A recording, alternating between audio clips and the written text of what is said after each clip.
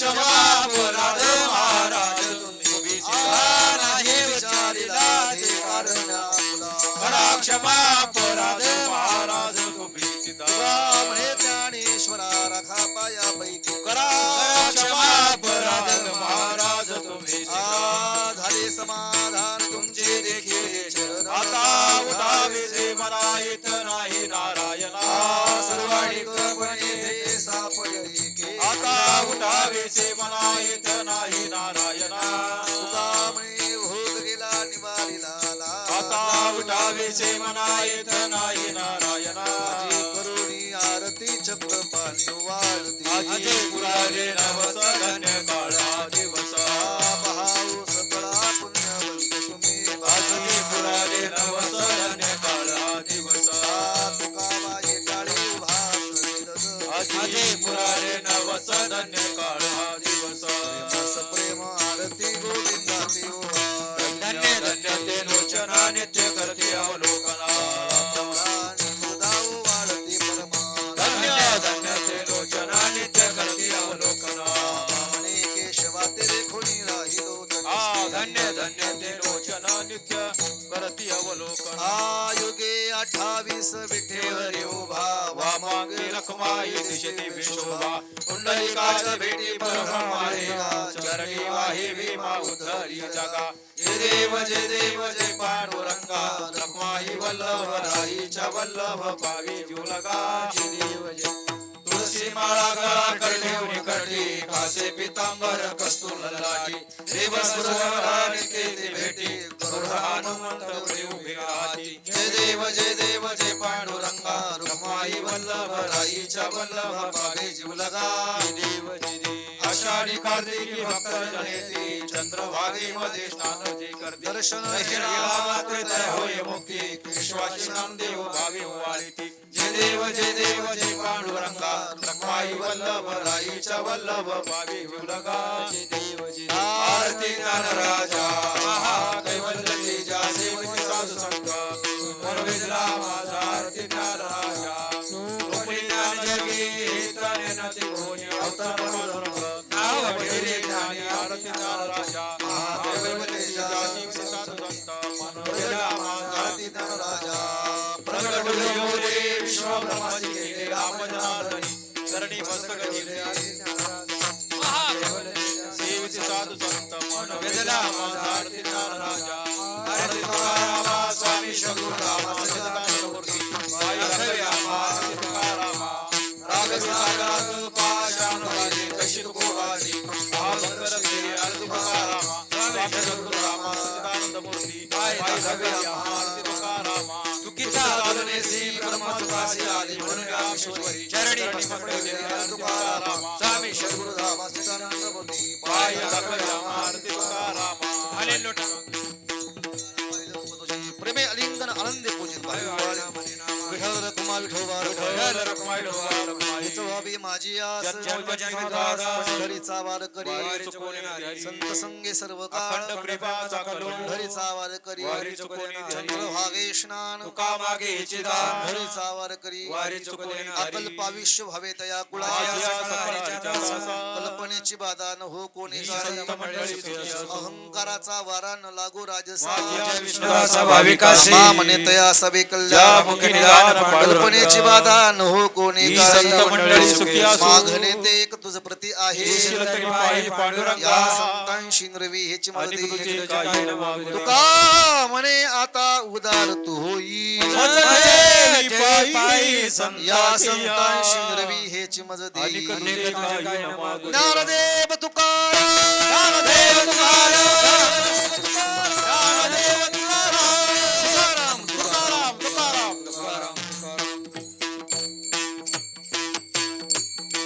2 मिनिटं जागेवरून कोणी उठू नका 2च मिनिटं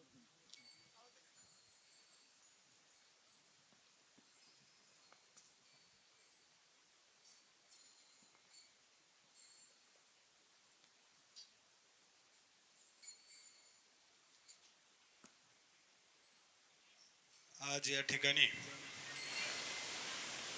कैलासवासी अखंड सौभाग्यवती द्वारकाबाई ज्ञानोबा वहिले यांच्या 13व्याच्या कार्यक्रमाच्या निमित्ताने आपण सर्वजण या ठिकाणी दुःखित अंतकरणाने उपस्थित आहात. या 13व्याच्या कार्यक्रमाच्या निमित्ताने या ठिकाणी जी प्रवचन रूपी सेवा संपन्न झाली, महाराष्ट्राच्या मातेला पुरंदराने जो छावा दिला, छत्रपती संभाजी महाराजांचा जन्म पुरंदराच्या किल्ल्यावरती झाला आणि अशा मातीमधून या ठिकाणी प्रवचन रूपी सेवा देण्यासाठी, या ठिकाणी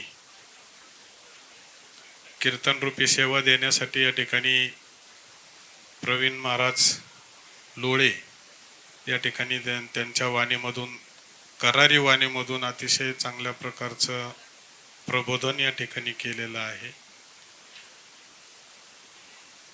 जन्म आणि मृत्यूमध्ये जीवन जे असतं ते जीवन माणसाने कसं जगावं यासाठी त्यांनी अनेक अध्यात्मामधील दाखले देऊन या ठिकाणी प्रबोधन केलं. त्यातील एक वाक्य जरी आपण अनुसरून त्याप्रमाणे वागलं तर हीच खरी या मातेला श्रद्धांजली ठरेल. असो, त्यांचा छोटासा सन्मान या ठिकाणी वहिले परिवाराच्या वतीने होतोय. हा सन्मान देण्यासाठी या ठिकाणी मरकळ नगरीचे माजी सरपंच, पंचायत समिती खेडचे माजी सदस्य तुकारामजी वहिले साहेब आपणाला विनंती, त्याचप्रमाणे डी साहेब भोसले आपणाला विनंती, महाराजांचा सन्मान देण्यासाठी नगराध्यक्ष बबनरावजी कुऱ्हाडे पाटील विनंती, महाराजांना सन्मानित करण्यासाठी यायचे. त्याचप्रमाणे निगोजे नगरीचे उद्योजक भरत शेटकड आपणाला विनंती, आपण सन्मान देण्यासाठी यायचे. चरवलीचे माजी सरपंच काळूराम शेठ थोरवे महाराजांना सन्मानित करण्यासाठी या ठिकाणी यायचे. त्याचप्रमाणे सभापती नंदकुमारजी कुऱ्हाडे, माजी नगराध्यक्ष विलासरावजी गुंडरे महाराजांना सन्मानित करण्यासाठी या ठिकाणी यायचे. त्याचप्रमाणे भाजपचे निमंत्रित सदस्य, आमच्यासारख्याचे मार्गदर्शक आदरणीय डॉक्टर रामशेठ गावडे आपणाला विनंती, आपण महाराजांना सन्मानित करण्यासाठी या ठिकाणी यायचे. चला.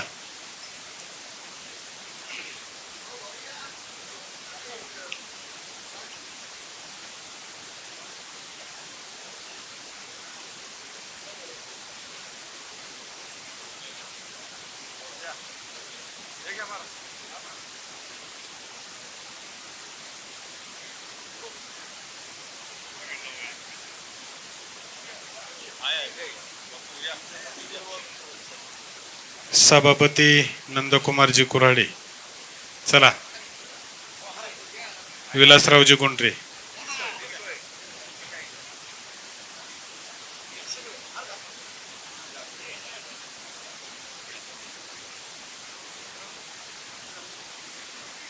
आणि महाराष्ट्र राज्यातील अध्यात्माचे गाडी अभ्यासक आमच्यासारख्यांचे गुरुवर्य आदरणीय आत्मारामजी महाराज आपणाला विनंती, आपण या ठिकाणी महाराजांचा सन्मान देण्यासाठी यायचे. त्याचप्रमाणे रवी महाराज पाटील आपलाही या ठिकाणी सन्मान होतोय, हा सन्मान स्वीकारण्यासाठी यायचे. आत्माराम महाराज शास्त्री, त्याचप्रमाणे हरिभक्त पारायण सुनील महाराज,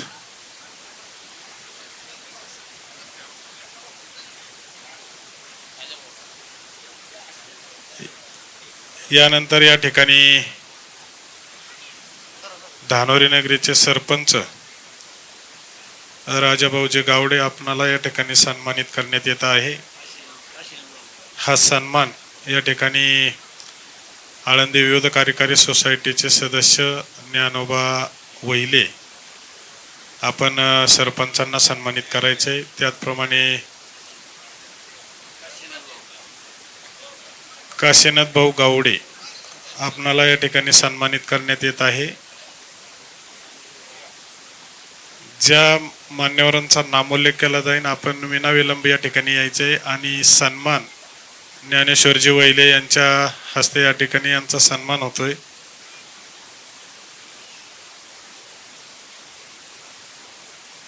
महाराष्ट्र राष्ट्रवादी काँग्रेसचे प्रदेशाध्यक्ष आळंदी नगरीचे आळंदी शहराचे नगरसेवक डी भोसले पाटील आपलाही या ठिकाणी सन्मान होतोय. संदीप महाराज खरात हरे भक्तपरायण संदीप महाराज खरात आपलाही या ठिकाणी सन्मान होतोय. मृदंगाचार्य चला, त्याचप्रमाणे गायनाचार्य संदीप महाराज खरात आपलाही या ठिकाणी सन्मान होतोय.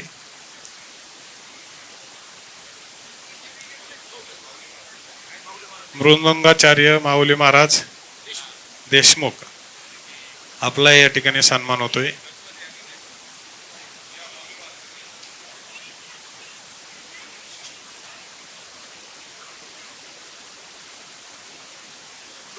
या ठिकाणी आवाजाची जी झलक दिली सिस्टीमचे मालक खंडू महाराज आपलाही या ठिकाणी सन्मान होतोय.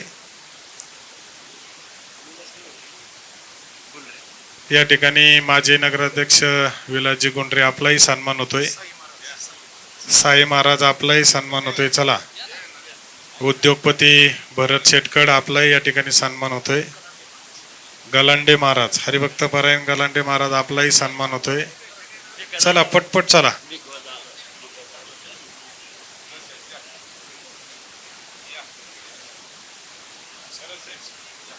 घेनंद पाहुणे आपलाही सन्मान होतोय. चला, ज्ञानेश्वरजी मोरे साहेब आपलाही या ठिकाणी सन्मान होतोय.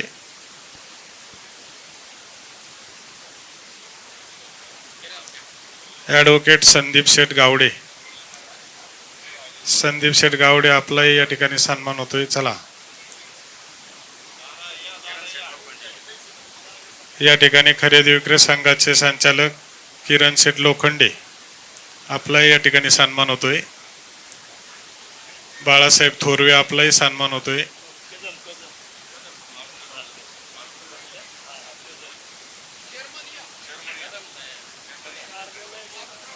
कदम पाहुणे आपलाही सन्मान होतोय.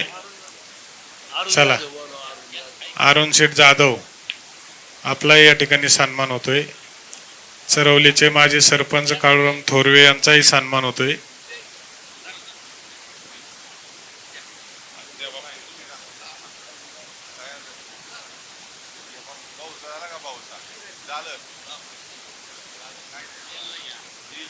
यानंतर या ठिकाणी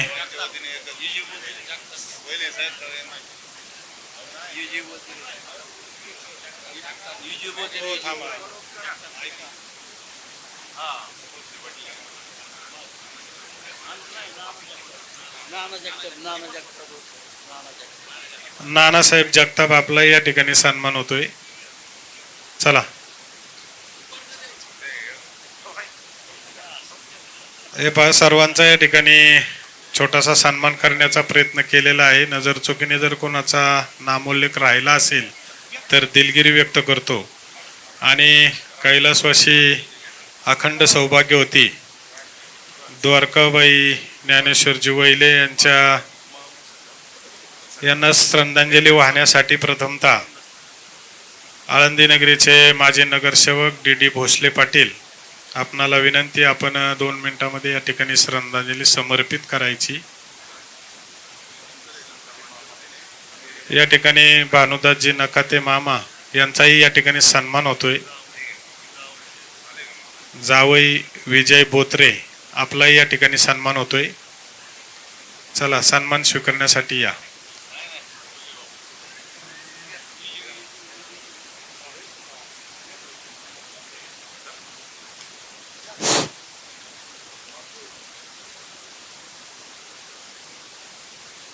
आज या ठिकाणी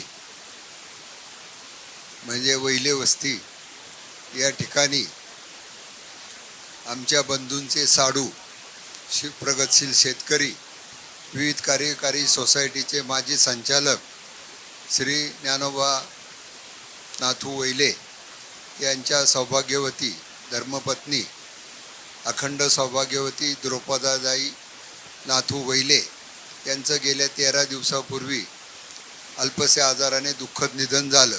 रीतिरिवाजाप्रमाणे अंत्यविधीनंतर 10वा झाला, आज 13वा आहे.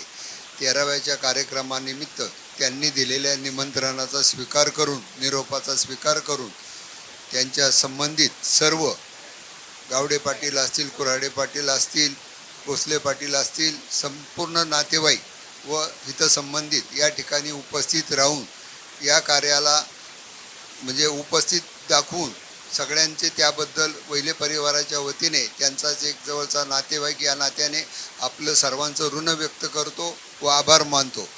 तसेच या मातेबद्दल 10व्याच्या दिवशी आपल्या इथं बोलता येत नाही, परंतु ही माता किंवा हे वहिले कुटुंब कधीच कोणाच्या आध्यात्माद्यात नसायचं. छोट्याशा काळ्या आईची या कुटुंबाने फार मोठी सेवा केली. माऊलींना त्यांच्या धर्मपत्नीने, तसेच दीर असतील त्यांचे, तुकारामबुवा असतील, तुळशीराम असेल, मोठं कुटुंब आहे. या कुटुंबाची महिलाही आपल्या इथे नगरसेविका होती. या कुटुंबाचा आळंदीच्या नगरपालिकेमध्ये जडणघडणीत किंवा विकासात थोडा वाटा आहे असं म्हणलं तरी अतिशयोक्ती होणार नाही किंवा चुकीचं होणार नाही. किती बोललं तरी थोडंच होईल. या मातेच्या 13व्याच्या कार्यक्रमानिमित्त हबप श्री प्रवीण महाराज लोळे यांनी जी कीर्तनरूपी सेवा केली व त्यामध्ये आईचं महत्त्व तुम्हाला मला सांगितलं. आणि लाभाविन प्रीती करणारी एकच माता असू शकते, दुसरं हे कोणीच करू शकत नाही. आणि हे मातेचं त्यांनी कर्तव्य आणि योगदान आम्हाला सांगितलेलं आहे. जसं हनुमंत थोरवे म्हणले तसं या कीर्तनातून एक जरी आपण संस्कार घेतला तरी हीच ह्या मातेला खरी श्रद्धांजली ठरेल. असो, त्यांच्या दुःखद निधनाने संपूर्ण वहिले परिवाराला, त्यांच्या अन्य नातेवाईकाला, आम्हाला सर्वांनाच अतिशय दुःख झालेलं आहे. हे दुःख सावरण्याची शक्ती माऊलींनी आम्हाला देवो. तसेच त्यांच्या पवित्र आत्म्यात चिरशांती लाभावी अशी मी माऊलीकडे प्रार्थना करतो. आमच्या भोसले पाटील कुटुंबाच्या वतीने, आळंदी नगरपालिकेच्या वतीने, महाराष्ट्र प्रदेश राष्ट्रवादी काँग्रेस कमिटीच्या वतीने, वारकरी महामंडळाच्या वतीने, उपस्थित जनसमुदायाच्या वतीने व आळंदीकर ग्रामस्थांच्या वतीने परत एकदा या मातेला भावपूर्ण आदरांजली, श्रद्धांजली अर्पण करून माझे दुःखद विचार बंद करतो. रामकृष्ण हरी.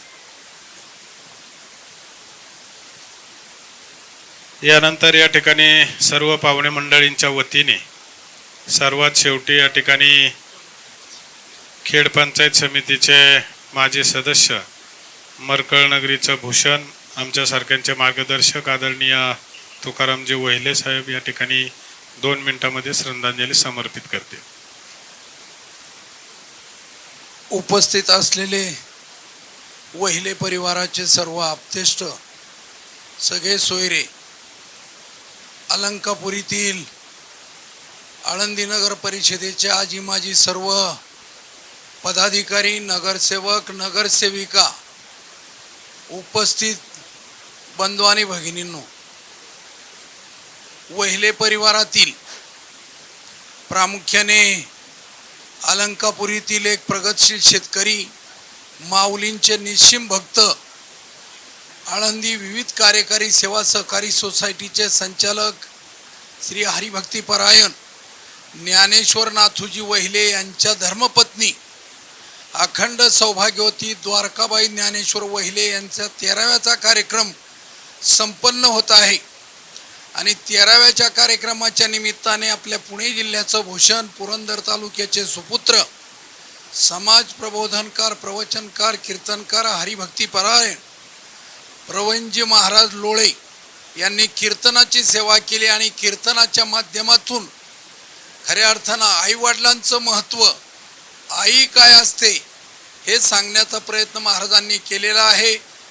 13 दिवसापूर्वी अखंड सौभाग्यवती द्वारकाबाई ज्ञानेश्वरजी वहिले आपल्यामधून देहाने शरीराने जरी गेलेले असतील, परंतु आपल्या स्वभावाने, कार्याने अजरामर राहिलेले आहेत. पिंपरी चिंचवड शहरातील हवेली तालुक्यातील राहटणी गावचा नखाते परिवार, नखाते परिवारामधून वहिले परिवारामध्ये आल्यानंतर दोन्ही परिवारांचा नावलौकिक वाढवला, दोन्ही परिवारांचा उद्धार केलेला आहे. त्यांच्या जाण्यानं त्यांचे पती श्री हरिभक्तीपरायण ज्ञानेश्वरजी वहिले असतील, त्यांचे दीर तुळशीरामजी असतील, तुकारामजी असतील, तशाच पद्धतीने त्यांचे 2 सुपुत्र राजेंद्रजी असतील, बाबासाहेब असतील, त्यांची विवाहित कन्या श्रीमती मोहिनीताई गायकवाड असेल, या मुलीला, या 2 मुलांना या पुढच्या काळामध्ये आपल्या आई आपल्या घरामध्ये दिसणार नाही. आईची प्रेमाची हाक ऐकू येणार नाही. आईची प्रेमाची थाप त्यांच्या पाठीवरून फिरली जाणार नाही. ईश्वरी सत्य पुढे इलाज नाही. परंतु आईने जे संस्कार घालून दिलेले आहेत ते संस्कार निश्चितपणाने या ठिकाणी राजाभाऊ आणि बाबासाहेबांच्या जीवनामध्ये उपयोगी पडतील. समाजाच्या सुखदुःखामध्ये सातत्याने उपस्थित राहणारे त्यांचे पती श्री हरिभक्ती परायण ज्ञानेश्वर नाथूजी वहिले हे प्रत्येकाच्या सुखदुःखामध्ये आवर्जून हजर राहत असतात. आणि आळंदीतली जी काही मोजकी मंडळी आहेत प्रामुख्याने प्रत्येकाच्या सुखदुःखामध्ये या गावात आणि पंचक्रोशीमध्ये आवर्जून उपस्थित राहत असतात. त्यामध्ये माऊली वहिले हे या ठिकाणी यापैकी असणारे आणि त्यांच्या धर्मपत्नीचं निधन झाल्यामुळं साहजिकच वैल्हे परिवारामध्ये एक प्रकारची पोकळी निर्माण झालेली आहे. असो, ईश्वरी सत्य पुढे इलाज नाही. या 13व्या कार्यक्रमाच्या निमित्ताने आपल्या राज्यातील एक प्रमुख व जबाबदार प्रबोधनकार, प्रवचनकार, कीर्तनकार, हरिभक्ती परायण आत्मारामजी महाराज शास्त्री यांची देखील या ठिकाणी उपस्थिती राहिली. या ठिकाणी वैल्हे परिवाराच्या वतीने मी त्यांचं, लोळे महाराजांचं सर्व सवंगडी असणारे गायनाचार्य असतील, मृदुंगाचार्य असतील, त्याचप्रमाणे सर्व टाळकरी असतील, सर्वांचं या ठिकाणी वैल्हे परिवाराच्या वतीने ऋण व्यक्त करतो. प्रामुख्याने या ठिकाणी माऊलींची सुनबाई आपल्या राज्यातील कृष्णा खोरे महामंडळाचे विश्वस्त संचालक आणि तशाच पद्धतीने भारतीय जनता पार्टी महाराष्ट्र प्रदेशचे नेते उद्योगपती रामशेठ गावडे पाटील यांची बहीण श्री हरिभक्ती परायण ज्ञानेश्वर नाथूजी वहिले यांची सुनबाई आहे. या ठिकाणी आपण सर्व मंडळी उपस्थित राहिलात. पुन्हा एकदा आपणा सर्वांचं वहिले परिवाराच्या वतीने मी या ठिकाणी मनापासून आभार मानतो. सर्वांचं या ठिकाणी ऋण व्यक्त करतो. वहिले परिवाराला प्रामुख्याने या ठिकाणी आळंदीतील उराडे पाटील असतील, गुंडरे पाटील असतील, रानवडे पाटील असतील, भोसले पाटील असतील, या चितळकर पाटील असतील, या सर्व मंडळींना माऊलींच्या पालखी सोहळ्यामध्ये रथाच्या पुढे या ठिकाणी जे रथाला असणाऱ्या बैलजोडीचा मान असतो, या ठिकाणी आळंदीतील वहिले परिवाराला देखील हा मान आहे. आणि त्या ठिकाणी हा मान सातत्याने ही सर्व मंडळी आज तागायत या ठिकाणी टिकवण्याचा प्रयत्न केलेला आहे. याही पुढच्या काळामध्ये अशाच पद्धतीने हा मान वहिले परिवार टिकवेल. आणि आळंदीतील या ठिकाणी विश्वस्त मंडळ आणि बैलजोडीचे खऱ्या अर्थाने या ठिकाणी मान प्रत्येकाला, या कुटुंबाला देणारे आळंदी नगरपालिकेचे माजी नगराध्यक्ष, पुणे जिल्ह्याचे नेते श्री बबनराव पर्वतराव कोऱ्हाडे पाटील यांना विनंती करतो की आपण आज तागायत वहिले परिवाराला जशा पद्धतीने प्रेम दिलेलं आहे, याही पुढच्या काळामध्ये सर्व वहिले परिवाराला सर्व आळंदीकर मंडळींनी अशाच पद्धतीने प्रेम द्यावं, हीच मातोश्रीला खरी श्रद्धांजली ठरणार आहे. आपणा सर्वांच्या वतीने अखंड सौभाग्यवती द्वारकाबाई ज्ञानेश्वर वहिले यांच्या पवित्र आत्म्यास परमेश्वराने चिरच शांती व सद्गती देव, अशा प्रकारची संत श्रेष्ठ ज्ञानेश्वर माऊलींच्या चरणी, जगद्गुरु तुकाराम महाराजांच्या चरणी प्रार्थना करतो. आपणा सर्वांच्याच वतीने या मातेला भावपूर्ण श्रद्धांजली, आदरांजली अर्पण करून मी या ठिकाणी माझे दुःख विचार बंद करतो.